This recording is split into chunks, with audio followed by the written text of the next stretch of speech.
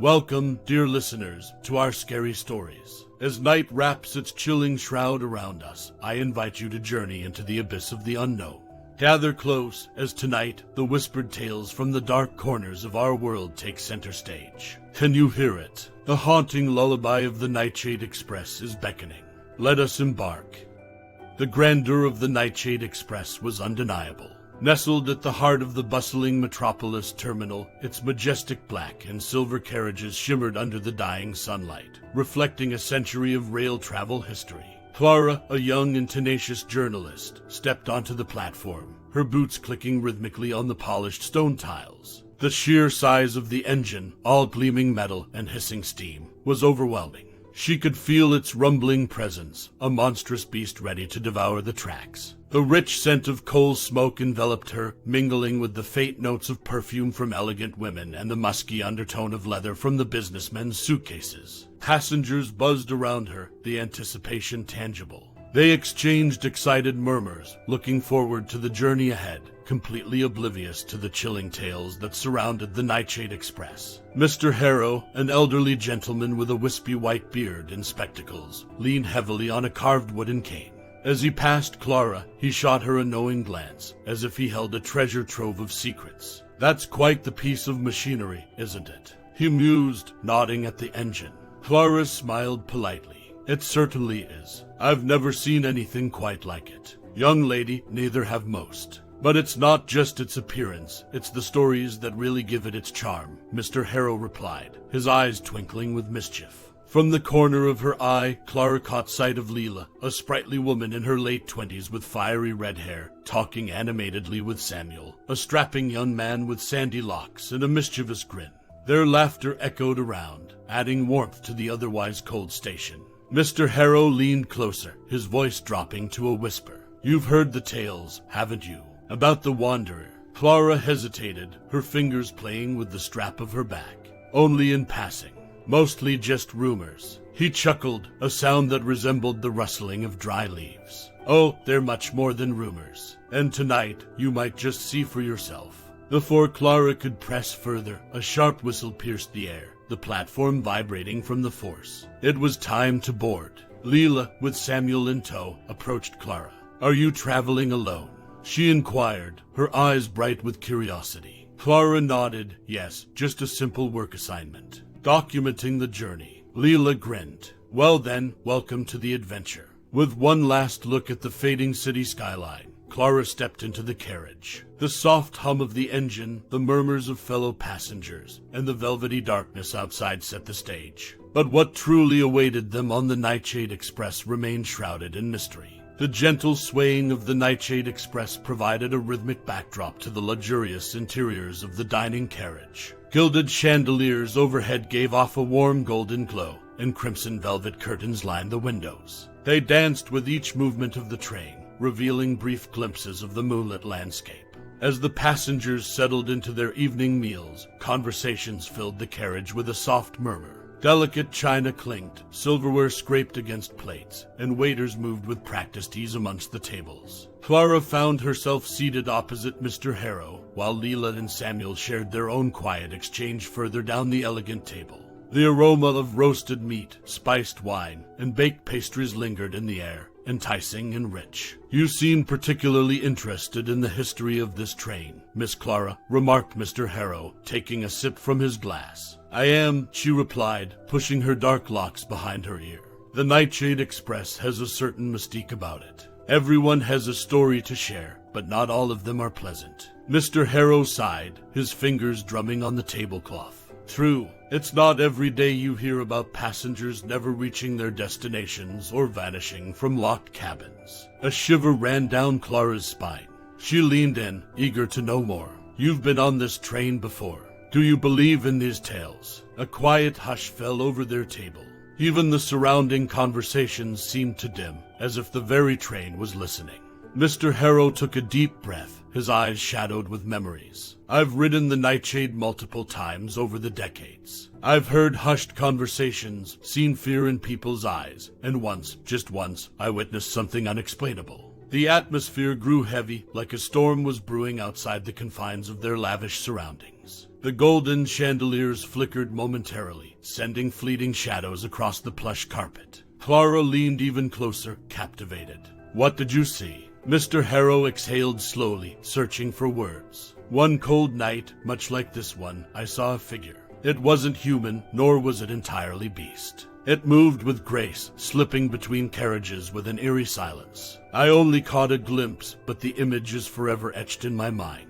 Leela, having overheard part of their conversation, interjected with a playful tone. "Oh, Mr. Harrow and his tales. Don't let him frighten you, Clara. It's probably just a story spun from the ramblings of tired passengers." But as the evening progressed and the train sped further into the desolate landscapes, each creak of the carriage, every whisper of wind against the windows, and the distant sound of footsteps in the corridors became a haunting reminder of the legends that surrounded the Nightshade Express. As midnight approached, the Nightshade Express seemed to sink further into the darkness, its polished exterior reflecting the shimmering dance of stars. The outside world was a vast expanse of untouched snow, glinting silver beneath the moon's glow. Mountains loomed in the distance, their jagged peaks creating an ominous skyline. Clara, wanting a moment to herself after the whirlwind of the evening, made her way to the observation car. The room was lined with clear, panoramic windows that offered an uninterrupted view of the world outside. Rows of plush leather seats provided passengers a chance to lose themselves in the beauty of the landscapes. Taking a seat, she rested her head against the cold glass. The rhythmic hum of the wheels on the tracks combined with the soft sway of the carriage seemed almost lulling. She closed her eyes briefly, breathing in the stillness. But the quiet was short-lived. A faint scraping noise broke the silence. It wasn't the familiar sound of train machinery, but something far more deliberate, as if someone or something was dragging something heavy across the metal exterior of the train.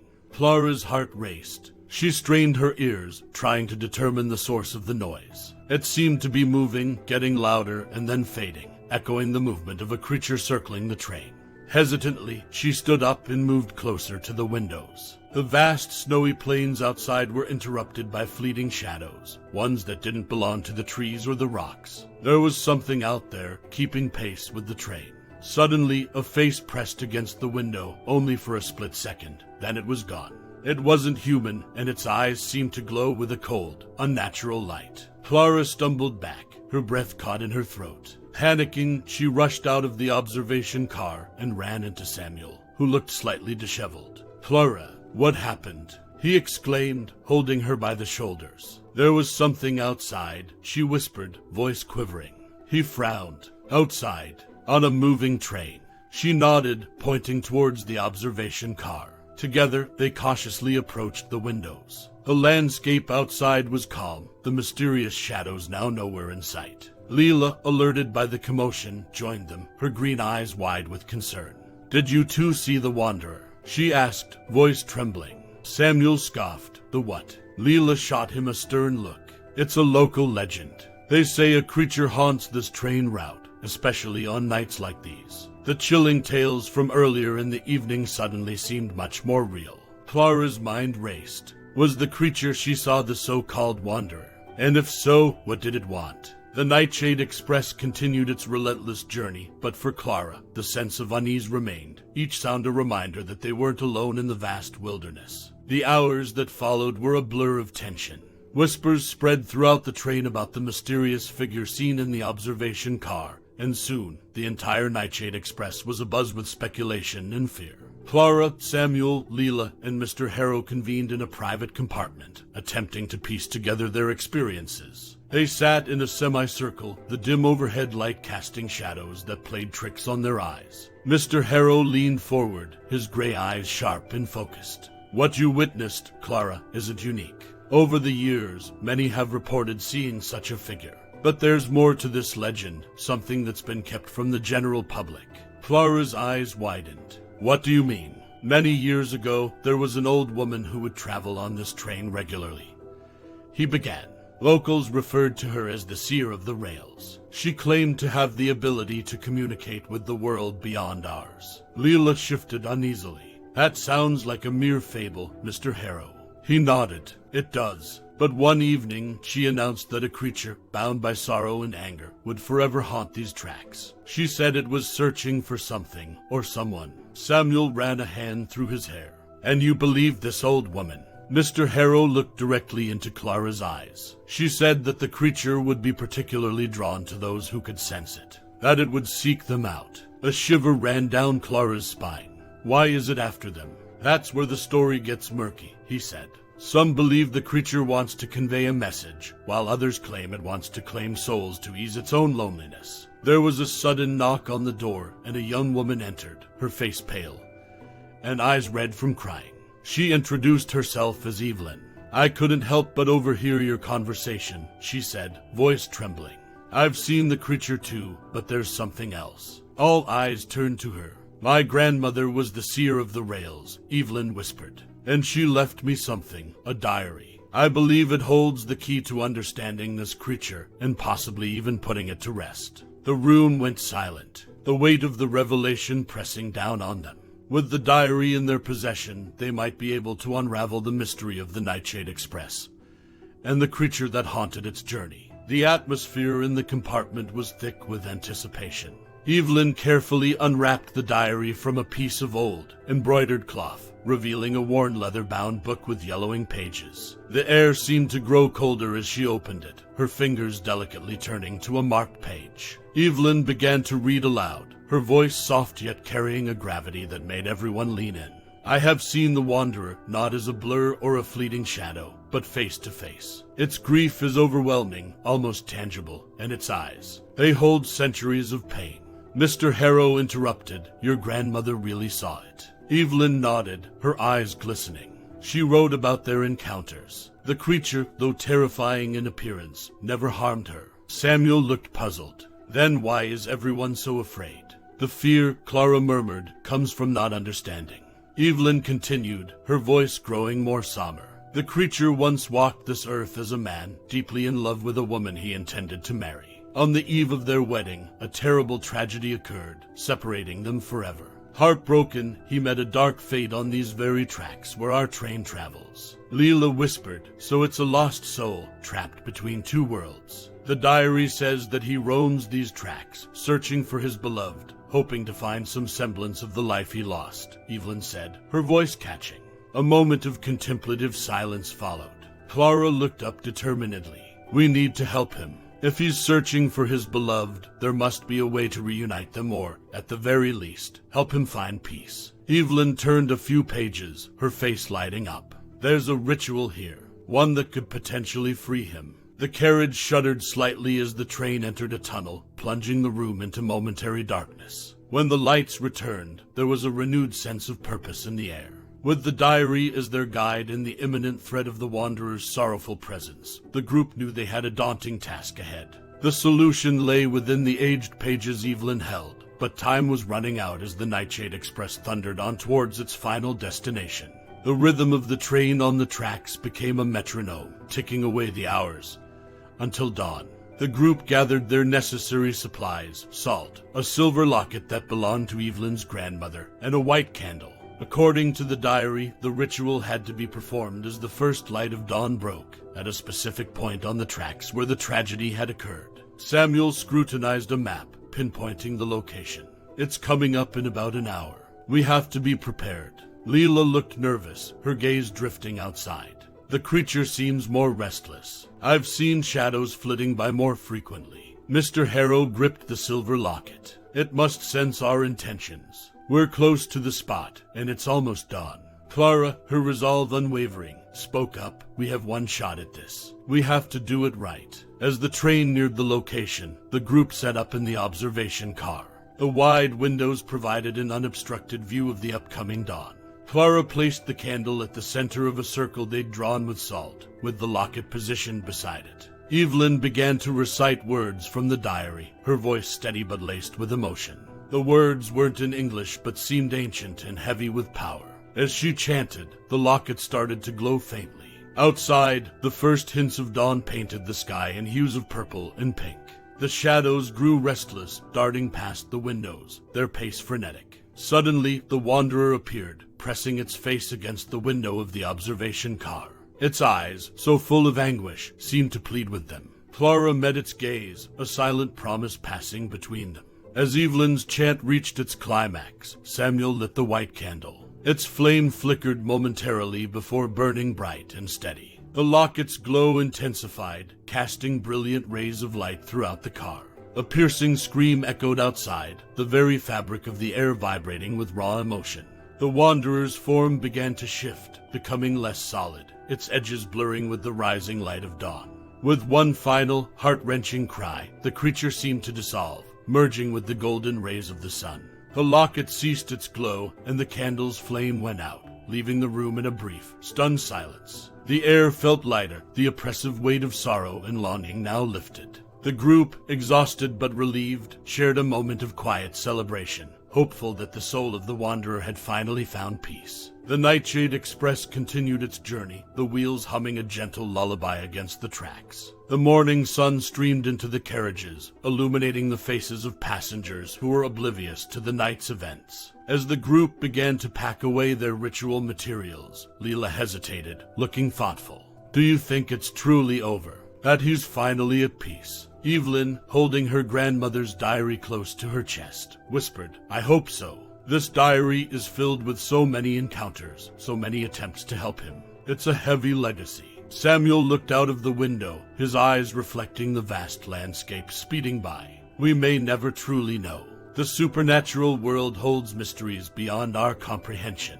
Mr. Harrow, always the historian, mused. "This train has witnessed countless stories over the years. Each passenger carries their own tales, and some, like the Wanderer, leave an indelible mark." Clara's eyes met Evelyn's. Both women, connected by a shared experience and a determination to right past wrongs, smiled at each other. "Your grandmother would be proud," Clara said softly. "We did what many thought was impossible." A sudden chill filled the compartment, causing everyone to glance around. A faint silhouette appeared at the far end of the corridor, a woman in a vintage dress, her face obscured by a veiled hat. Evelyn's heart raced. "That's her," she breathed, recognizing the figure from her grandmother's descriptions. "That's the woman the Wanderer was in love with."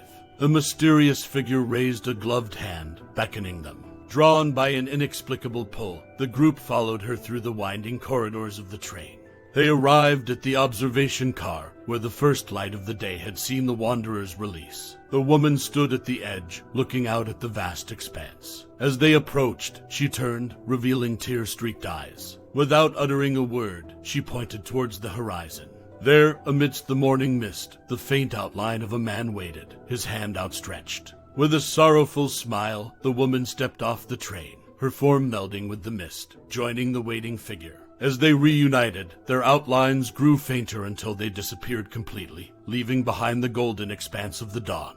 The train's whistle sounded, a mournful note that seemed to acknowledge the love and loss of ages past. The group returned to their compartment, each lost in their thoughts, realizing that the Nightshade Express held deeper mysteries than they'd ever imagined. The sun now stood high in the sky, casting a warm, golden hue over the vast landscapes outside. The Nightshade Express, a constant through time, approached its final destination. Leela, gazing out of the window, felt an overwhelming sense of gratitude. "I boarded this train, fearing the unknown, and now I've witnessed things I could never have imagined. And it's brought us all together." Evelyn closed the diary, her grandmother's words now imprinted on her heart. "This book has been both a gift and a burden. Seeing the Wanderer and his love find peace, it makes me think of all the souls that wander, searching for closure." Clara nodded, lost in her memories. "This journey taught me about the fragility of time and the power of resolve. It's not just about the destination, it's about the stories we collect along the way." Mr. Harrow, ever the educator, pondered aloud. "The history of the Nightshade Express is one of legends and myths, but experiencing it firsthand has given me a new perspective.